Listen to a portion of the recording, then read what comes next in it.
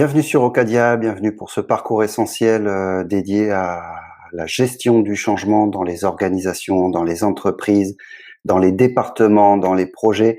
En effet, le change management s'applique à n'importe quel type de process, n'importe quel type d'organisation.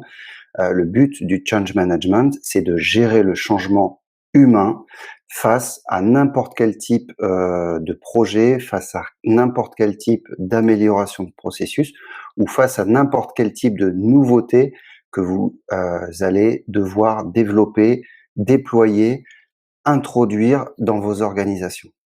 Donc dans cette première vidéo, vous allez découvrir ce que c'est que l'effet de reality of change, la réalité du changement. En effet, quand on se confronte au besoin d'introduire un nouveau processus, au besoin même d'améliorer des processus existants, au besoin de développer ou de déployer de nouveaux services, de nouveaux produits, de nouvelles idées, en vue probablement d'être plus compétitif et plus profitable, on va faire face à un phénomène qui s'appelle le reality of change.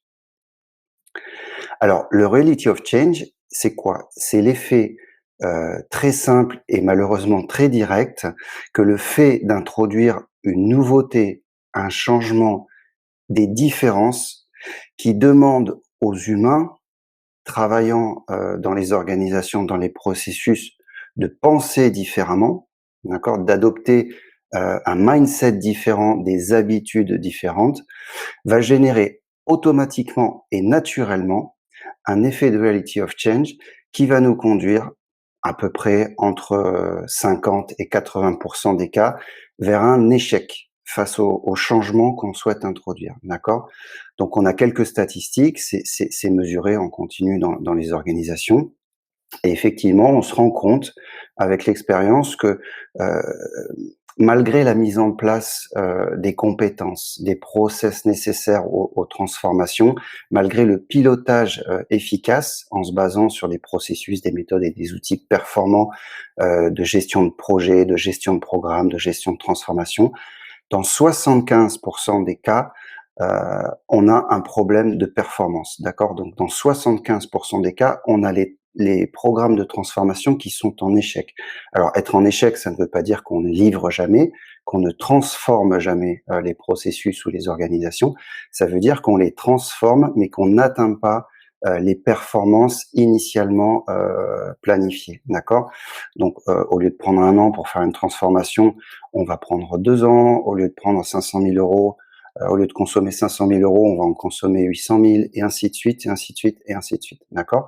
Donc on a, 50 à 75 des projets de re-engineering qui sont en échec vis-à-vis des performances, 75 des efforts liés à la transformation, qui ne génèrent pas les performances, attendues et nécessaires, et on a presque 80 des projets, de digitalisation, des projets IT, d'évolution, vers des solutions IT digitales qui sont également en échec face, aux performances, d'accord? Donc aux performances, c'est principalement on time, on cost, on quality, on value et bien évidemment le customer satisfaction, derrière, OK? Donc il faut vraiment considérer quand on introduit quelque chose de différent face à une équipe, aussi simple que ce soit, simplement une idée peut-être, le changement ou l'amélioration d'un processus qui demande, à ce qu'on appelle la population impactée, donc l'humain, qui va devoir, penser ou agir différemment. Il faut penser qu'on va faire face automatiquement et naturellement à un phénomène de reality of change, d'accord? Donc vous avez, 80 de risque d'être en échec vis-à-vis de la performance. Donc vous avez tout intérêt à considérer, la gestion du changement au sein de vos projets, au sein de vos programmes, au sein de vos, projets d'amélioration des processus. Peu importe le type de projet, de process, de développement, de fabrication de produits ou de services, il faut, et c'est une recommandation très forte, considérer, cette dimension-là. Alors cet effet de reality of change, c'est pas critiquable, il y a pas de jugement à positionner par rapport à ça. Pourquoi? Parce que c'est un comportement humain et c'est un comportement humain naturel. D'accord? Donc tout comme les émotions sont naturelles, on ne peut pas avoir de jugement, on ne peut pas avoir de critique par rapport à ça. On ne peut pas forcer les gens a évolué, l'humain a évolué de façon différente de celle qui est naturelle, hein. Donc, on va devoir gérer le changement. Et gérer le changement, ça va être tout d'abord accepter ce phénomène de reality of change. Quoi qu'on fasse, on va générer une résistance au changement qui va automatiquement générer dans 80% des cas un échec vis-à-vis de la performance. Donc, on l'accepte, c'est un fait, c'est un comportement naturel et on va le gérer, on va le piloter en tant que contributeur à la performance. Et c'est tout l'objet du change management. Alors aujourd'hui, on va voir quelles sont les causes origines de cette reality of change, parce que pour gérer correctement le changement dans des organisations, des projets ou des process, il faut comprendre l'origine de cet effet de reality of change. Et on va voir le lien dans cette vidéo également entre la gestion du changement en termes de contributeurs à la performance et la gestion de projet. Okay. On verra dans le chapitre suivant, la vidéo 2, quelles sont les étapes du changement et comment le changement peut s'opérer de façon très concrète en s'appuyant sur des étapes et des processus associés à des méthodes et des outils, bien évidemment. Alors, en première approche, ce phénomène de reality of change étant tellement impactant, il faut considérer l'origine et les causes, d'accord, de ce phénomène impactant pour pouvoir aller gérer le changement de façon à améliorer l'obtention ou faciliter l'obtention de la performance face à cette notion de changement.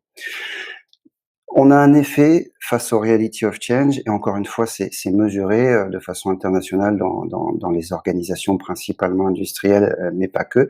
On a un effet d'origine cumulée, d'accord? Quand on fait du Lean, quand on fait du Six Sigma, on a tendance à aller chercher l'origine de la cause prouvée qui se base sur la construction de l'identification des causes possibles et on va traiter une seule cause. Ici, en gestion du changement, il faut considérer que le phénomène de reality of change va se baser sur un cumul d'origines qui vont déclencher automatiquement et dans tous les projets de façon naturelle cette reality of change. D'accord? Donc 80% des projets de transformation, d'évolution, de changement, que ce soit digital ou d'amélioration ou peu importe le type de projet, 80% des projets qui sont en échec de performance. Alors, les origines cumulées, c'est 82% des organisations vont être résistantes, d'accord? Donc, naturellement, il y a très peu d'organisations qui vont supporter, qui vont accepter naturellement le changement, d'accord? Donc, c'est un premier effet. Faut le considérer en tant qu'origine du reality of change. Dans 72% des cas, on va avoir face au changement, d'accord, un support de l'exécutif, du top management insuffisant, totalement insuffisant. On va avoir le top management qui va cascader des messages, pardon, qui va propager quelque part une vision des attentes, et puis derrière, face au blocage, face aux difficultés, face au manque de finances, face au manque de ressources, face à tous les problèmes tout à fait normaux liés à la gestion de projet, on va se retrouver un petit peu seul face aux bloqueurs de la gestion de projet, principalement liés au fait que chaque projet soit limité en termes de ressources. Et donc les project managers, face à une transformation, vont se retrouver dans cette double position de devoir gérer les ressources limitées, les problèmes projet, et à la fois de devoir faire face à la résistance naturelle des équipes, qui est de l'ordre de 80%. D'accord? Donc quand vous avez une équipe de transformation ou une population impactée de 1000 personnes dans une organisation, par rapport à un projet de digitalisation, par exemple, il va y avoir 800 personnes qui vont être résistantes à ce changement. Donc, en plus de toutes les problématiques d'un project manager classique qui sont journalières, manque de ressources, manque de compétences, manque de finances, les risques liés aux suppliers, à l'organisation industrielle, le project manager va faire face à 80% de résistance dans ses équipes. D'accord? Donc, c'est rajouter un problème en plus de tous les problèmes. D'accord? Dans 65% des cas, la gestion de projet est pas tout à fait, parfaitement structurée, d'accord? Surtout dans les phases, initiales du PLM, Project Lifecycle Management. Ce qui fait qu'on n'a pas vraiment un project charter, clair et un project scoping, comme ça se définit, qui est clair et réaliste, d'accord? Donc on a tendance, très souvent dans les projets de transformation, d'évolution, de digitalisation, qui impliquent l'humain, à mettre en place, des objectifs, qui se basent sur une mission et une vision, bien évidemment, qui ne sont pas réalisables. D'accord? Unrealistic expectation. On va trop loin, trop vite, avec pas assez de ressources dans la vision, dans la mission. D'accord? Donc il faut bien faire attention, quand on met en place des projets, à avoir une vraie, vision solide pour se positionner, sur un marché, par exemple, une vraie mission qui correspond à ses valeurs. Mais il faut avoir aussi, avant de décliner des objectifs, une vraie tactical implementation plan réaliste, qui va peut-être diviser la vision et la mission en plusieurs étapes, en plusieurs projets, en plusieurs programmes ou en plusieurs niveaux de maturité. Donc cet effet de unrealistic expectation, c'est un contributeur majeur, au phénomène de reality of change. Heu, dans plus de un projet sur 2, dans plus de un process ou une organisation sur 2 également, on a un mode de gestion de programme et de gestion de projet qui n'est pas adapté. D'accord? Quand je dis ça n'est pas adapté, c'est tout simplement que les fondamentaux, de la gestion de projet, les processus, les méthodes et les outils fondamentaux, heu, ne sont pas correctement appliqués. D'accord? Dans un cas sur 2 également, vous allez faire face à une organisation, qui a un besoin de changement, et qui pour autant, se positionne par rapport à un business model et un case qui n'est pas clair. D'accord? Le business model, le business case, c'est ce qui fait le lien et le liant, d'accord, entre, le projet et l'exécution de la transformation et les besoins du business. D'accord? Donc si on n'a pas ce lien, ce liant, et qui donne de la pertinence, de la cohérence vis-à-vis des équipes aussi et de la population impactée, on va avoir quand même beaucoup de difficultés à engager le changement. Et dans un cas sur 2, le project management n'étant pas respecté, et les objectifs à atteindre n'étant pas réalistes, d'accord? Les objectifs étant souvent, confondus avec la vision ou la mission, on va avoir tendance à avoir des projets de transformation, de digitalisation, d'évolution, d'amélioration qui ont des périmètres mouvants, d'accord? Et c'est extrêmement, néfaste pour la gestion du changement. Pourquoi? Parce qu'on sait que 80 de l'humain dans vos équipes, dans vos organisations, va être résistant au changement. Donc si le périmètre est mouvant, et encore pire, si ce périmètre a tendance à s'agrandir naturellement, d'accord, que la charge de travail a tendance à augmenter. Si jamais vous avez la capacité de convaincre en première approche votre équipe face au changement, un périmètre qui augmente va vraiment, générer beaucoup plus de résistance, et même du blocage. D'accord? Donc reality of change, 80 des projets d'amélioration, de transformation sont en échec de performance, par rapport à une origine cumulée, qui est la suivante: une résistance organisationnelle de 80 des membres de l'organisation, un dans 7 cas sur 10, un manque important, de niveau, top management. Donc on a un manque de gouvernance, on a un manque d'implication des top managers au niveau de cette gouvernance, on a un manque de one voice, OK? Donc attention, le top management doit se positionner vraiment en tant que sponsor. Unrealistic expectation, inadequate program and project management, unclear business model, business case, expand the scope. OK? Par rapport à toutes, ces origines, qui viennent se cumuler face à n'importe quel type, de projet d'évolution, de changement, d'amélioration,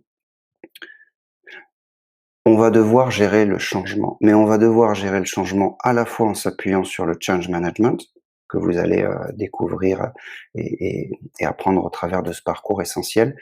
Mais on doit également considérer d'autres méthodes, d'autres techniques, d'accord?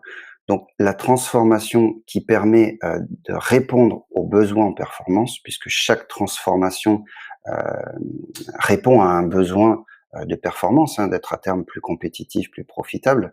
Il y a toujours un besoin, de changement qui déclenche le changement qui provient, qui est associé au niveau business. Chaque transformation, chaque évolution, chaque amélioration va être, successful, comme on dit en anglais en termes de performance, si on combine les thématiques de gestion de projet, de gestion d'agilité, les méthodes agiles, de business management et de change management. Pourquoi? Parce que le change management va agir sur, cet effet, néfaste de résistance organisationnelle. D'accord? Le comportement humain naturel face à n'importe quel type de changement, c'est 80 de résistance.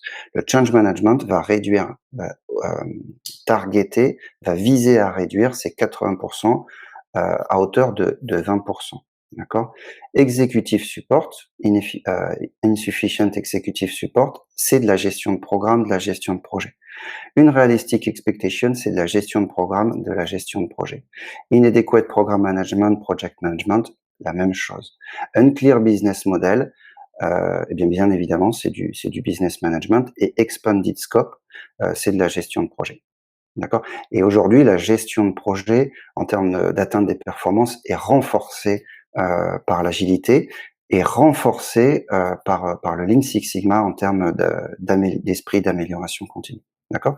Donc, quand vous voulez engager un projet de changement, d'évolution, qui va demander à vos employés, à vos équipes de penser différemment, d'agir différemment, d'oublier leurs habitudes et de faire soit mieux, soit différent, il faut alors considérer la gestion de projet, la gestion de l'agilité avec des méthodes de type Scrum, la gestion de l'amélioration continue qui se base sur le Lean Six Sigma, la gestion du changement et la gestion du business. D'accord? Donc la solution face au reality of change, c'est vrai, c'est le change management, mais pas uniquement, c'est le change management intégré dans du project management qui est agile et qui se construit sur du business management. Ok.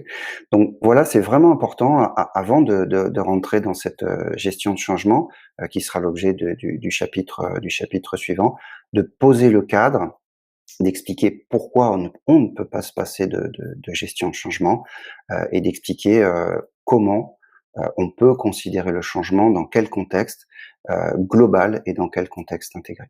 D'accord?